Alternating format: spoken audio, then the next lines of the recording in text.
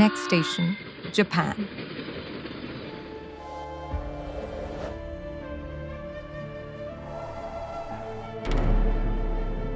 ती फुलं गळून पडतात. चेरी ब्लॉसम ज्याला आपण म्हणतो, त्याला साकुरा सीझन तिथे म्हणतात. माउंट फुजी वर्षातले 60 ते 70 दिवसच व्हिजिबल असतो.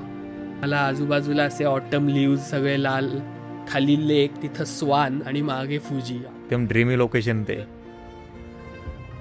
कॅसलपेक्षा ना एक अशी जागा आहे क्योटोमध्ये जी ऑब्व्हियसली फेमस आहे. हजारो गेट्स आहेत. कुत्रप्रेमी असतील त्यांना 100% माहिती असेल. कुत्र्याला डेडिकेट केलेला आहे. बेबी पंच हा खूप फेमस झालाय. कुठं त्याला पाहता येईल आपल्याला.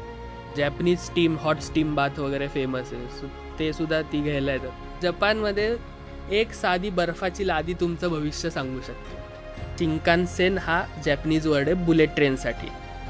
मोठा चौक आहे तिथं आणि तिथं डेली 2.4 मिलियन लोक क्रॉस होतात. ते कार्टूनमध्ये जसं दाखवले सेम टू सेम म्हणजे जपान तसंच आहे.